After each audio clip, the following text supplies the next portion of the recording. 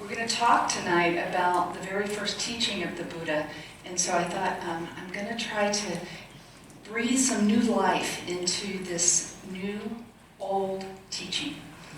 Just 2,500 years old, so we'll see if we can spice it up a bit tonight.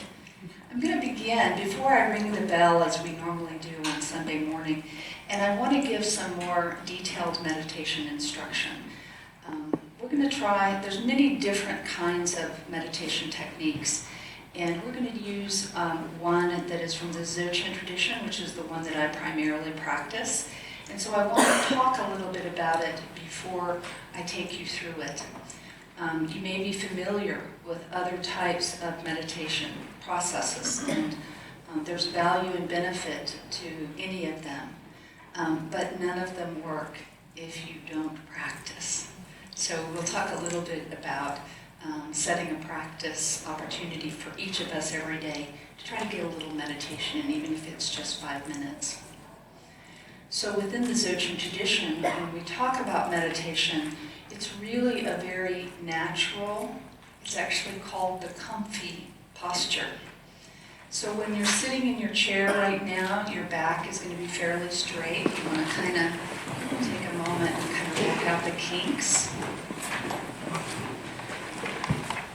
You find a place, you want to have your shoulders feel kind of relaxed. And once again, there's many different postures that are taught in Buddhism, but this is really just making yourself comfortable.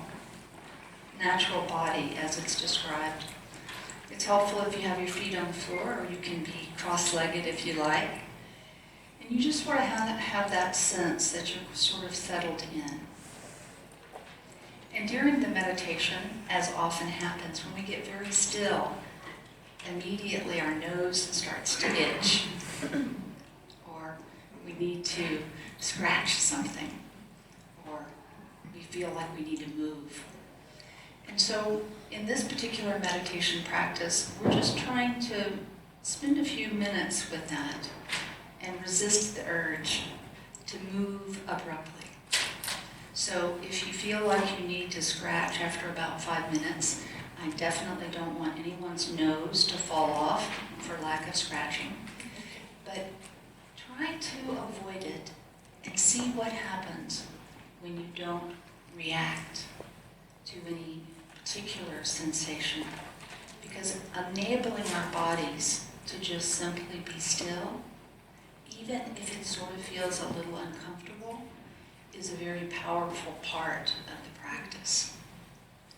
And as we're sitting, I'll give the instructions of our breath in just a natural way. We're not trying to breathe in any kind of special process. We're just finding that natural rhythm, natural body, natural breath. And the instructions that are given are natural mind. But I don't know about your mind, but if I think about my natural mind, it seems that my natural mind is a little crazy. It seems to want to think all the time. And there's various and sundry stories that arise that seem to come out of nowhere. So there is this component of our mind just being allowed to be whatever it is. We're not trying to stop thinking. We're not trying to think about something special. We're just simply allowing our mind to do whatever it naturally does. And the best part is the secret ingredient of meditation. And that is that we're going to add a little dab of awareness. So this word awareness gives us an idea that it isn't about actually being mindful, though many techniques include a sense of mindfulness, sort of like you're labeling what you're doing, or you're being, oh, I'm thinking, or oh, my toe hurts, or whatever might be happening. But instead, this particular practice that we're going to do tonight is about just simply being aware of whatever it is arising moment by moment. It might be a thought. It might be a sensation inside of your body. You you might hear a sound, any of those things that might arise. And so I start with this word awareness, that we're just gently being aware. Sometimes it's described as alert discernment, so that we're just aware of whatever arises in a neutral way. A crazy thought comes, a happy thought comes, we hear a sound, our nose itches.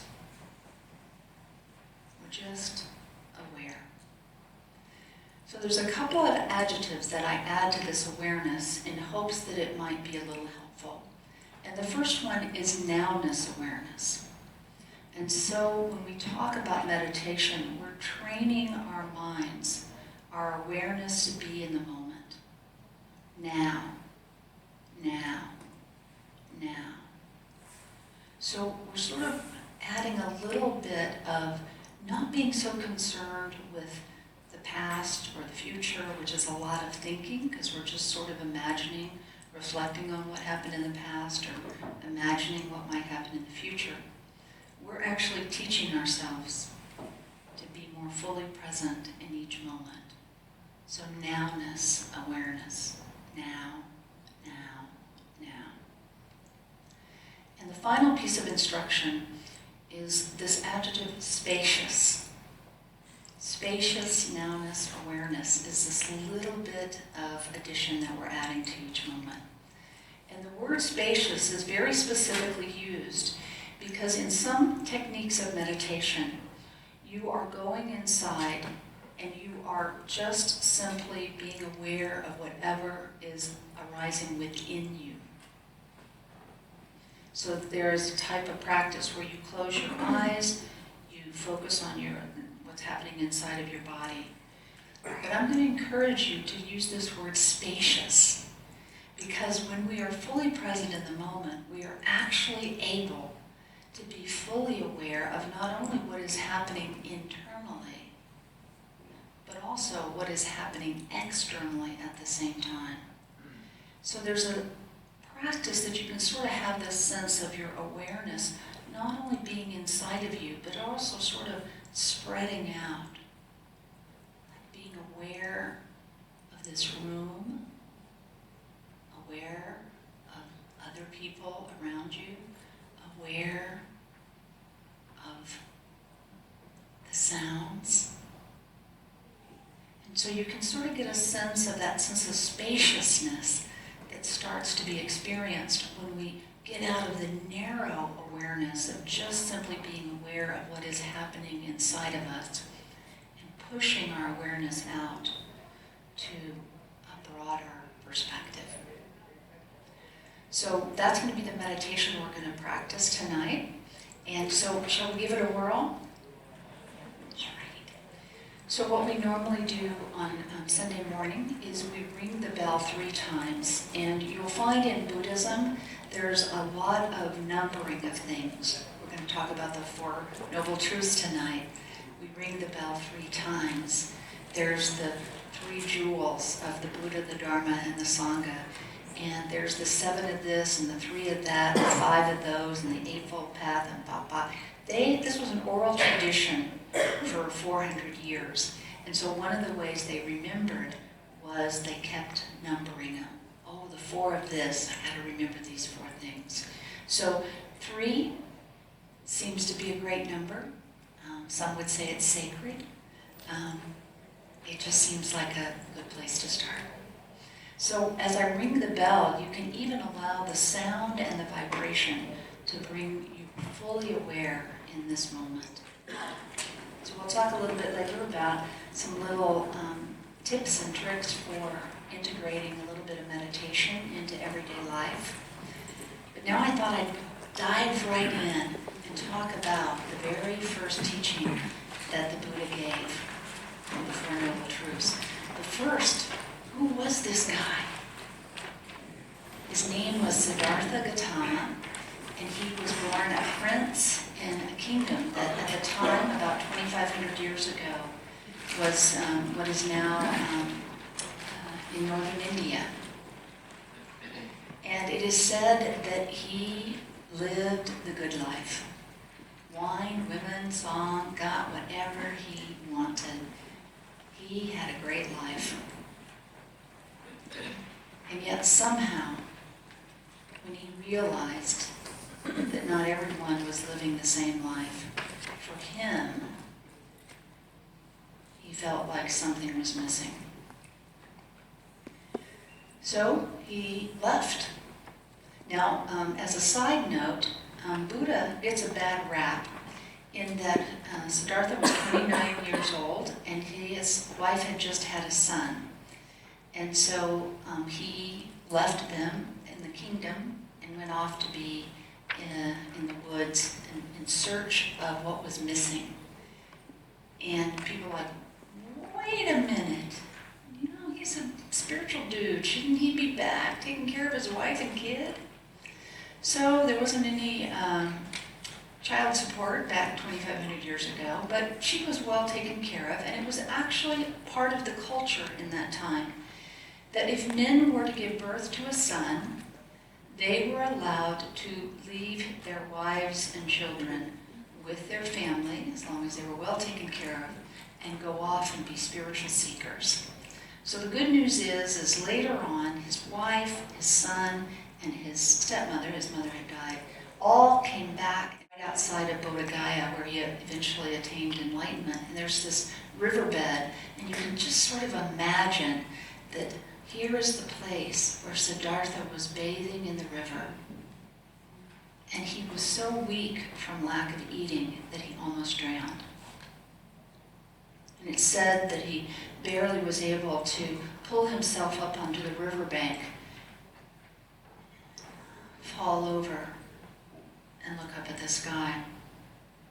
And one of the parts I love about the story is it's said that in that moment that the Buddha remembered being in his garden in the kingdom when he was growing up as a little kid, and that wonderful feeling of being in nature and just simply looking up at the sky and having a sense of awe.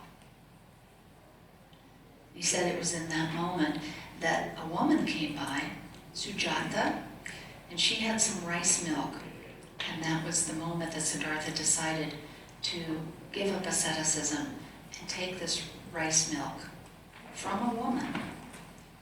So I always make a point that the Buddha would not have become enlightened if it wasn't for a woman. And if you go to northern India, there's this huge Mahabodhi temple for the Buddha where he sat down under the Bodhi tree. And over across on the other side of the river is this cheesy little memorial to Sujata. They actually have something like sort of paper mache, little figurines of Sujata giving the rice milk to Siddhartha, and Siddhartha's all skinny, and he's taking the rice milk, and he's got a smile on. So if you ever go, it's one of my favorite things to do, because most people don't go visit Sujata, they just go over to see the Mahabodhi. So Sujata gave him the rice milk, and he sort of had this realization of like, man, there's gotta be a better way between the excesses of life that I've experienced that didn't make me happy and depriving myself of anything that life has to offer. And so he walked across and he sat under a tree. It was a peepal tree, but it became known as the Bodhi tree. That he sat under, he said, I'm going to sit here until I understand how to relieve suffering, both my own and others as well. And so he sat, and it's said, there's always these magical stories that are made up, legends that are told about great people after they die, and it has to be something magical and special that made them who they are, right? We possibly couldn't do this. We have to have some sort of magic powers. Well, it's said that Mara came. Mara was like this demon, but it was really a matter of the Buddha sitting there and just simply being aware of what was happening in his mind. Thought thoughts arose, cravings, aversions, and he just sat and didn't react. And it said that the moment of awakening was he realized that he didn't have to be controlled by his mind, and in fact, his mind was what was causing his suffering. And so I always point to this position. You'll often see Buddhist statues. It's called the touching the earth mudra, and it is that I know what is real. At that moment, he realized that his mind was causing his suffering. And so he rounded up his ascetic friends who had dissed him and ignored him and shunned him when he actually took that milk rice from Sujata, heaven forbid. And he rounded them up, and they realized that there was something different about him. And it is there in a place called Deer Park, which is in Sarnath, just outside of Varanasi, where he gave his first teaching. And so the Four Noble Truths, there are many different types of Buddhism, many different traditions, but all of them include this first teaching of the Four Noble Truths. And so the first truth is that there's suffering. The fact that we are born and we live means that we most likely will get sick. And I think I'm pretty sure about this. Everyone in this room is going to die. I'm pretty sure. And when we realize that, these are the things that we know cause us heartache and pain. But it's interesting that the second noble truth is that we suffer because we seek happiness in inherently dissatisfying ways. We look for happiness by changing our circumstances. We think if we just get that right partner, or that right job, or enough stuff, or I go on that yoga retreat, or I have a new best friend, or whatever those things are in our mind, that we think as soon as we get that thing, then I'll be happy. And what if that wasn't true? That there was no amount of stuff and husbands, I can tell you from trying that out, there are no amount of partners that can truly make you happy.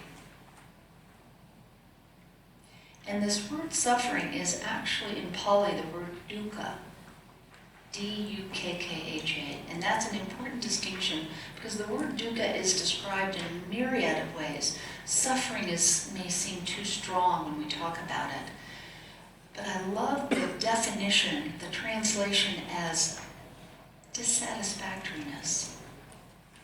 That we feel like there's just something kind of missing.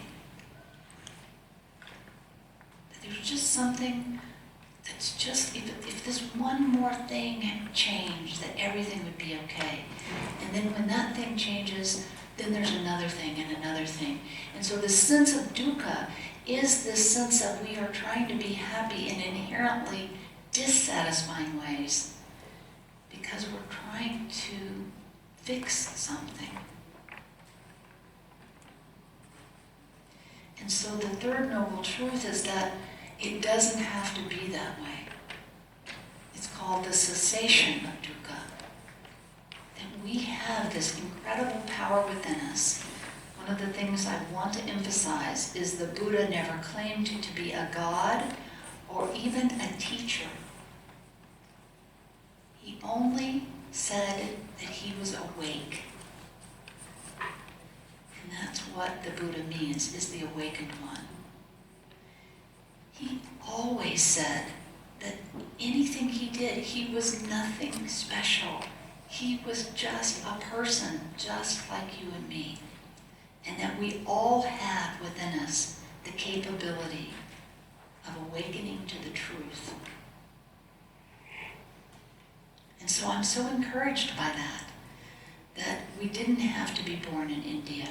We didn't have to have special circumstances. You don't need to go anywhere to get this special thing, because it's already within you, as it is within every single person. And so that third noble truth, that there's an opportunity, we can actually practice a way of being where we may still get sick. We will definitely die. And those that we love and cherish may get sick and die as well. But there can be another way of living. And so the fourth noble truth is the Eightfold Path. And this was where Buddha said there's things that we can do. Wise view, wise intention. There's things that we can do that can cultivate the fertile ground of easing our suffering. So we're going to talk about the Eightfold Path next week. But I just wanted to make sure that I covered the Four Noble Truths completely, and I wanted to say a couple of different things as well. So one of the things that we talked about, when the Buddha tried the excesses and the depriving himself, when he had that moment of just rolling over and saying there has to be a better way, one of his discoveries, he said, was that there is a middle way. So obviously, it wasn't called Buddhism, when Buddha was walking around for the next, until he was 80 years old. It was called the middle way. Not too tight and not too loose. And so in anything that we're doing, oftentimes we'll try to find an answer. We want to know, tell me black or white, what does Buddhism say you do in this situation? And in Buddhism, there are guidelines, but there is no 10 Commandments. Because it is experienced that every moment is as unique as a snowflake. And my Buddhist teacher, Lama Surya Das, always says, you must be present to win.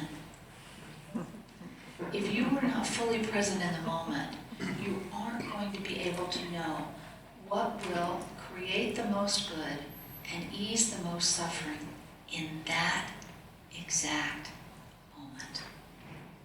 And so that's why we practice meditation, is that ability to be like the Buddha under the Bodhi tree, to just simply be aware and see what is happening inside our minds. I always say meditation is nothing more than creating a gap between stimulus and response. And so think about everything you did today and how many of the things you did were where there was no gap between stimulus and response. Somebody cut you off in traffic, you gave them a mudra. One of those hand gestures. We can find a way to put a little wedge in there. Something happens. We, instead of reacting in the habitual, conditioned way that we have based on our past experiences, we can actually take a breath and ask ourselves the question, what would create the most good and ease the most suffering? And I would venture a guess that those mudras that we do in the car when somebody cuts us off is not creating the most good and easing the most suffering. And so it is that gap where we can decide. I am actually a very bad driver. So if you see me on the road, I just am telling you now, I would encourage you to drive in a different direction. So I often do things where I am not aware of the other people around me driving, that they might not be so happy about my driving skills. And I have found that instead of getting upset at them, which I have done in the past, thinking it was all their fault, first of all, I have a right to drive on this road. Who do you think you are? Do you think you own this road? That's another story. I will just smile and laugh at myself. And actually, I've come to waving at them and smiling. And about 95% of the time that works. And 5% I have found that makes them even more irritated after. So you may try out some other kind of response to those kinds of things. The other thing I wanted to add is that as we are doing this awareness practice, there's a really important component of compassion. Now is the point where I give you the disclaimer about Buddhism and meditation. Some of you may have come here looking for some peace and calm. Maybe you wanted to relieve the stress in your life. The first thing that often happens when people start to meditate is you begin to realize all the thoughts that are going on in your head that have been happening all the time, and you're like, holy gamoly, I had no idea that I had so many thoughts. So a little encouragement, there'll be some peace and calm that'll come down the road, and there might be a miracle, and you might actually be enlightened tonight. But most likely, it takes a little practice. It takes a little getting used to this different way of showing up. And so that's why we encourage everyone to practice a little bit every day. And we'll talk a little bit more about that. But practice in a way that is compassionate with yourself. We don't beat ourselves up for thinking. We don't try to say, oh, if I was a really good meditator, I would be able to stop thinking. We just let the thoughts come and go. And that's an important distinction as well. A lot of times, if you ever had somebody just tell you, oh, just let it go, doesn't that just irritate the heck out of you?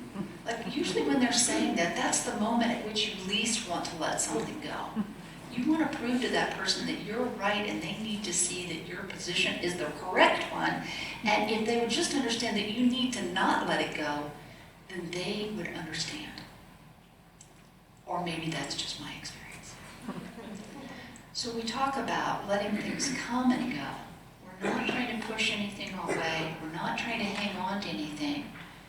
We're just letting things naturally come and go as they naturally do.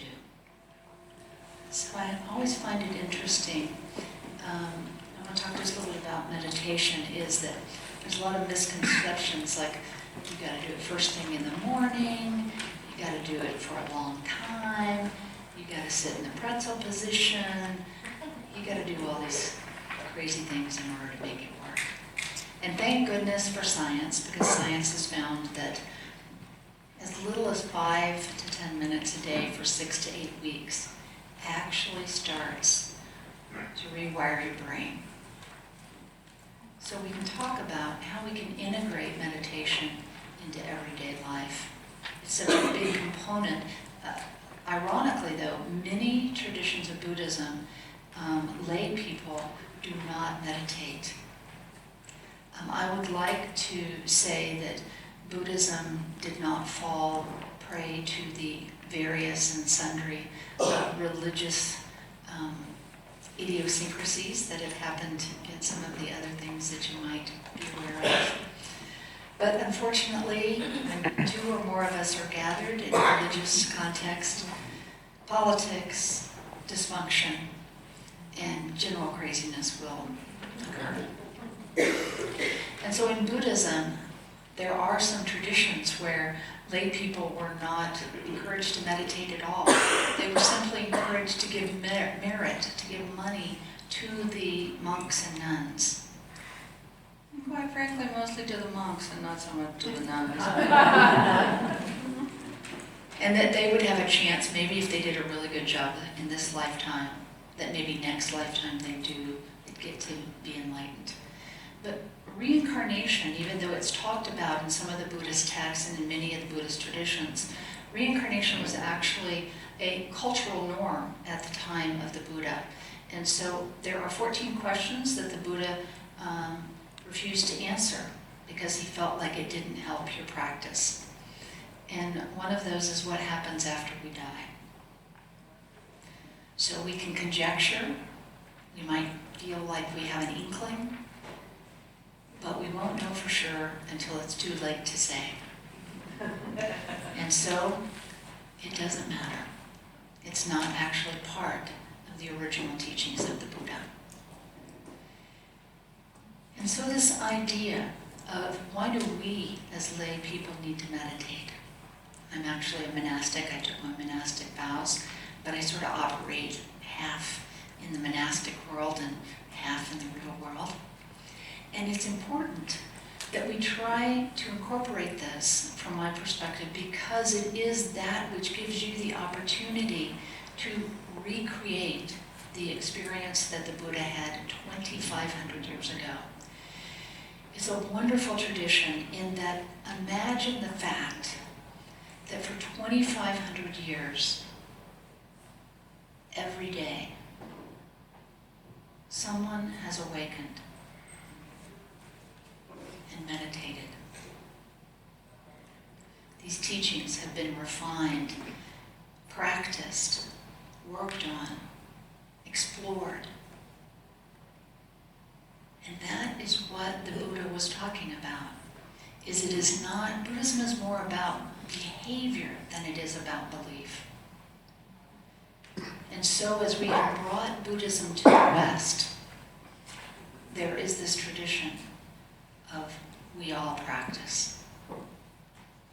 And so I would encourage you, just these last few minutes, I'm going to talk about some helpful hints on how you might spice up things with a little bit of meditation here and there.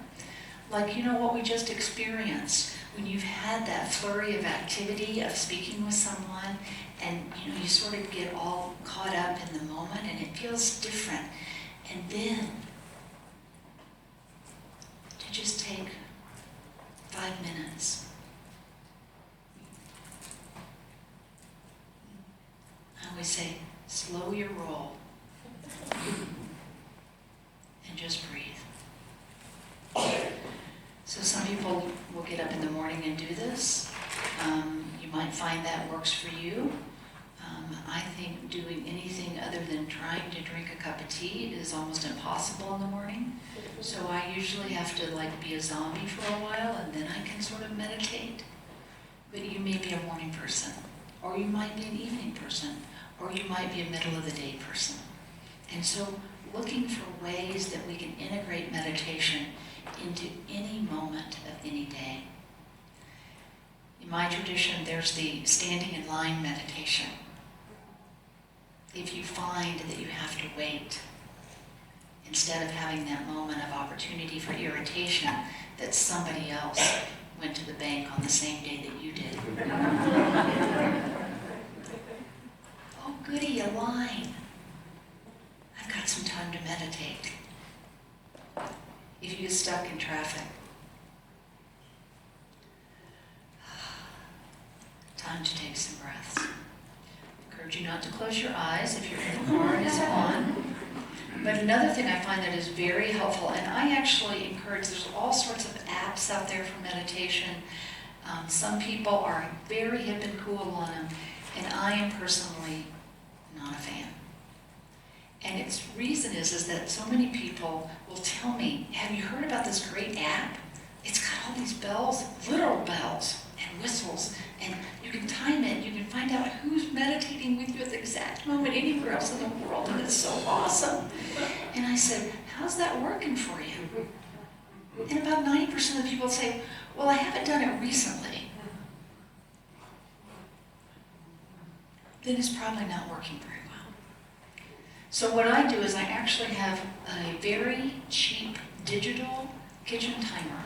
You can get them online, you can get them at Target for less than $10. And I keep that in my car. And when I get to the place I'm going and turning off the ignition, and that little kitchen timer in my car is a reminder, oh, I could take 5 minutes right now. And I put the little timer up on the dashboard, and I hit a little button.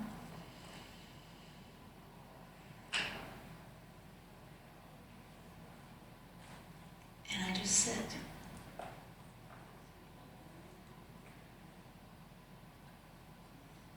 I open the door and get out of the car, I find that I'm just so much more present. So I encourage you to find those ways. In the next week, when could you find 5 minutes? Maybe when could you just simply take one breath and be aware that you are breathing? So whatever those baby steps are, that would work for you. And one last thing before I open it up for questions. Here's a little helpful tip that I have found a lot of times for me. So I came to meditation because I have a tendency towards anxiety. And so my mind is racing a lot of the time. And when I find that I'm in my head, I will actually make a mental note to think about taking my awareness out of my head and actually moving my awareness into my heart.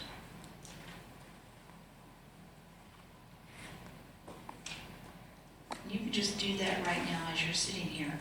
Just feel that difference. There's a different sensation when you're aware of what is happening in your brain, you're aware of your thoughts, or you're aware of your mind, and what it's like when you consciously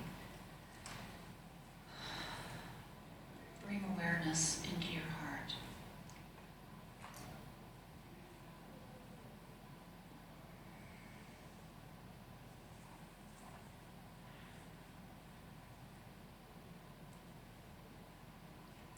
Sometimes that's enough to help me slow my roll. From my heart, I can feel more connected to me and everyone around me. So I encourage you to try that little tip. Okay, any questions? What questions did you have when you thought you were going to talk about Buddhism tonight? I'm having a hard time with friends and family that aren't supportive of this. Oh. So, when I tell them that I'm doing this, I guess what I'm having a hard time is relaying to them why I'm doing this and what it is.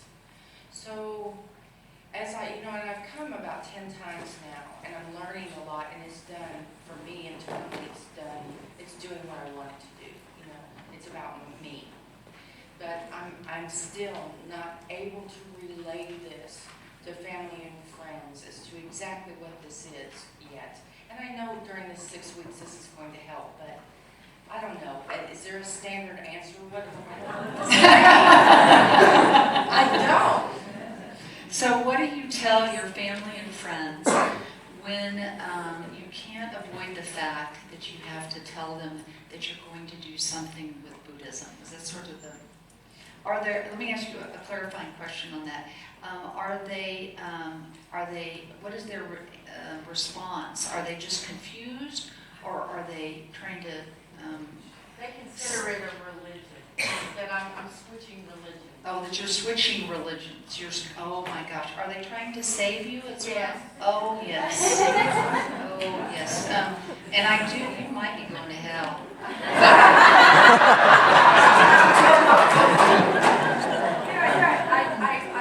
I go to a Baptist church as well, and Baptist, but I love them, but, I'm telling you, I'm not replacing this. This is about me. This is about, helping myself.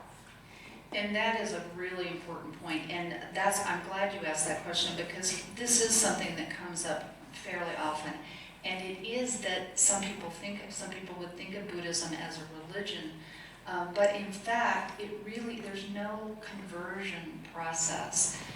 It is a way of life, it is a way that you can live, but there are Catholic priests that also practice Buddhism. There are Jewish rabbis who also practice Buddhism. And so as an example, Father Thomas Keating is a Trappist Catholic monk. He's 91 this year, I believe, or last year he was 91, he'd be 92. He's been a Trappist Catholic monk for 72 years. He practices Buddhism and meditation. So it's not about choosing one or the other. It is an opportunity for you to add something to the practice that you're already doing.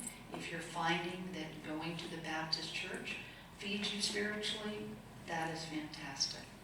Now, there is this little distinction that you may accept Jesus as your one and only Savior.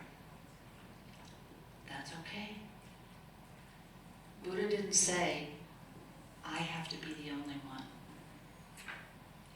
Now, the other thing that happens, though, I grew up in Texas, and so my mother just recently passed away, and it was about when she was the year before she passed away that we were able to start talking about Buddhism.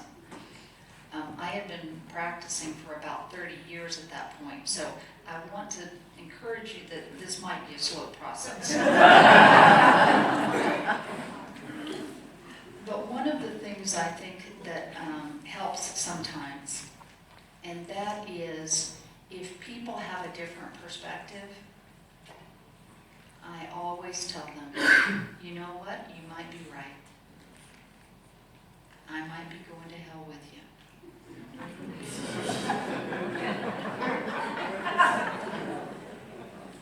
And so it is that sense of, in Buddhism, we talk a lot about, it is not an evangelical religion. Buddha said, only teach when asked.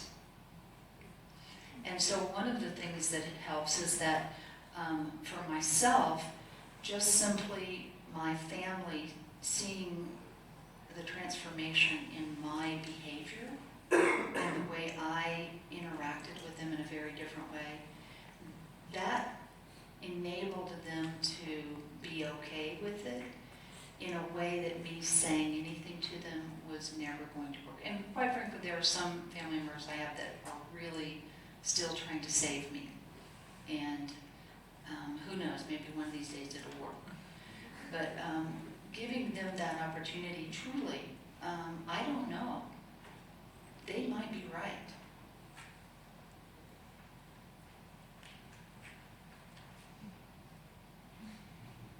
Does that help? Yes. Yeah.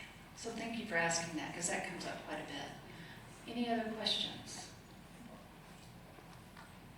Yes. Talk about the image of Buddha. That's a good question as well. And it's interesting to note that after the Buddha passed away, the tradition is that there was no statues of Buddha. You would see like footprints, and that represented, that Buddha as a role model.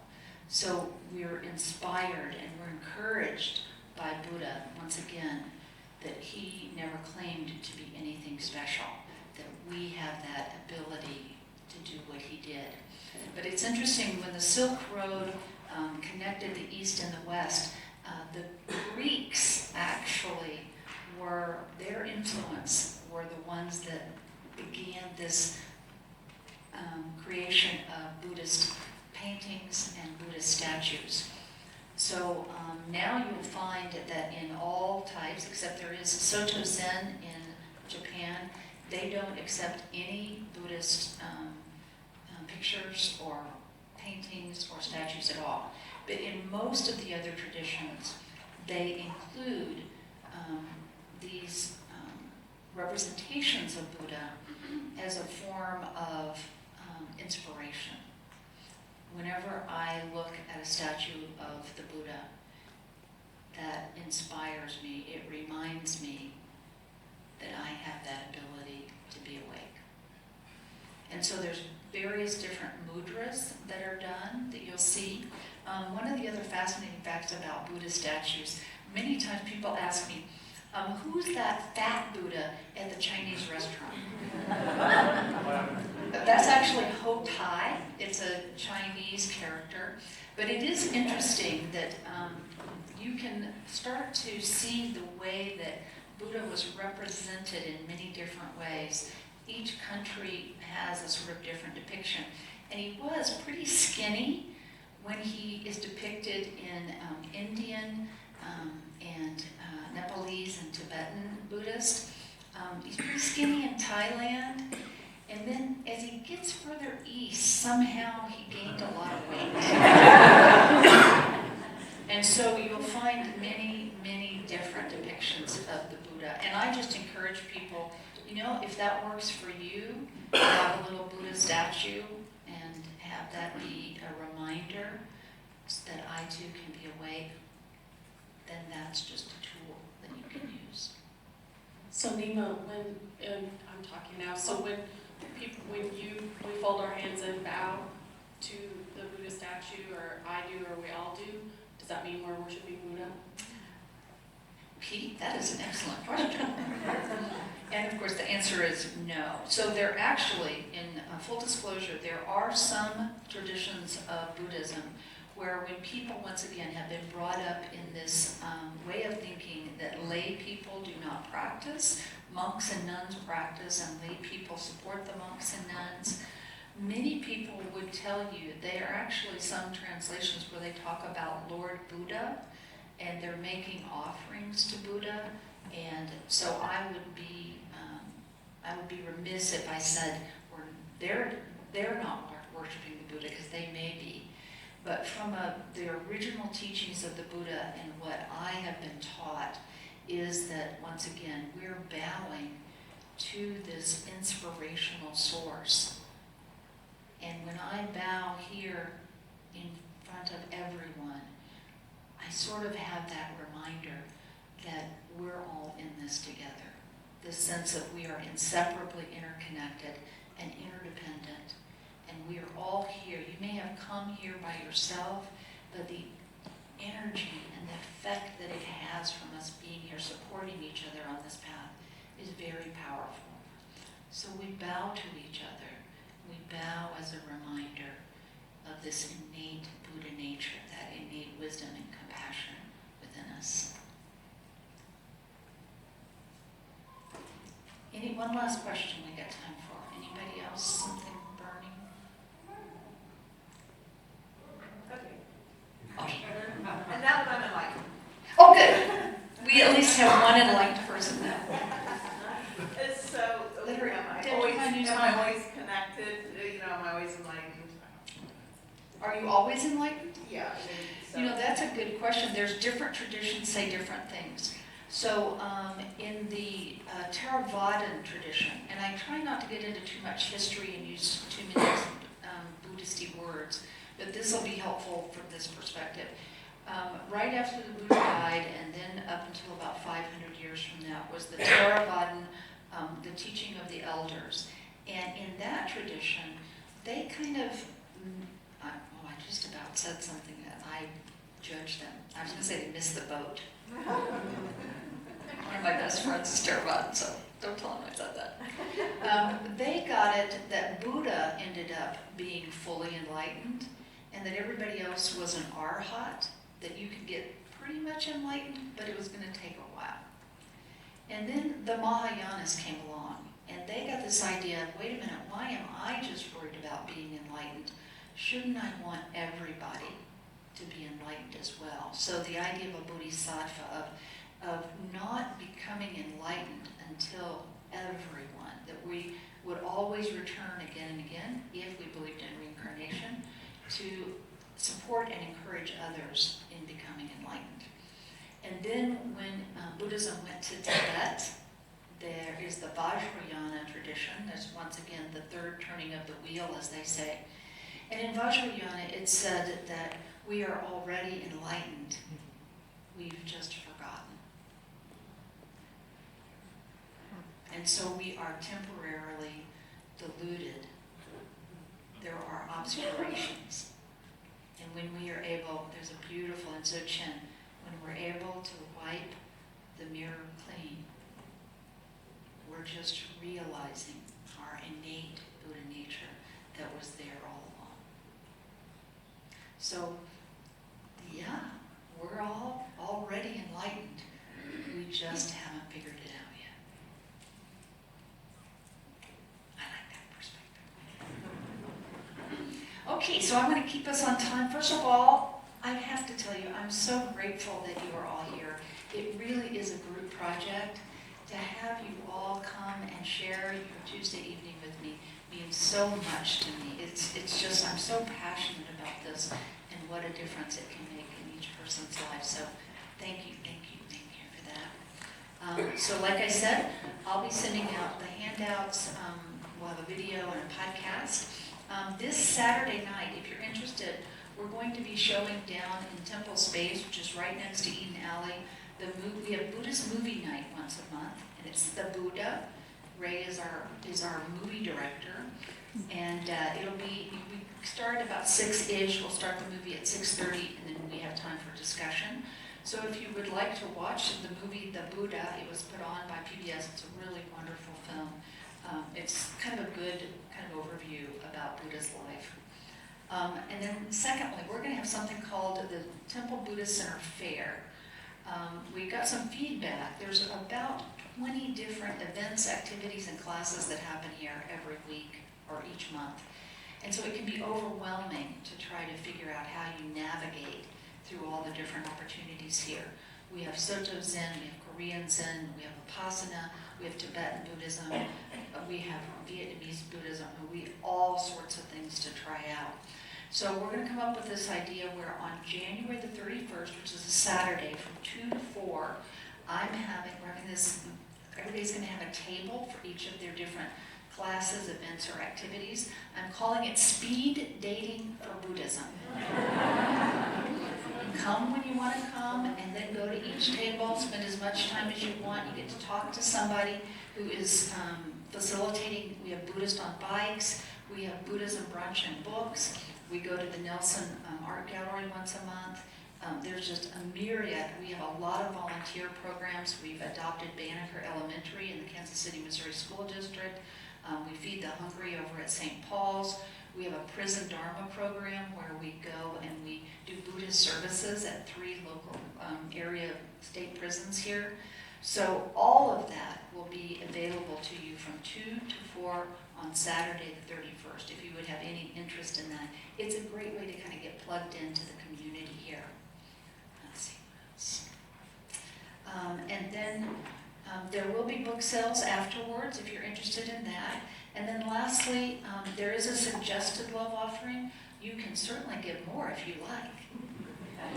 Or give whatever you think is fair. But there's, we call them dana tubs. Dana is the word for generosity in the Buddhist practice. And so if you felt like this was of some value and you would like to make a donation, it is well received and one of the things that enables us to support this thriving Buddhist community here. So one of the ways we end on Sunday mornings and Saturday afternoons and Sunday mornings when we have our services is we take the last few moments to just think about whatever benefit we may have gotten from being here together tonight. That we just think about all beings, no matter who they are or where they are, that we are inseparably interconnected and interdependent, and most likely they want and need the same as we do, to feel loved and cared for.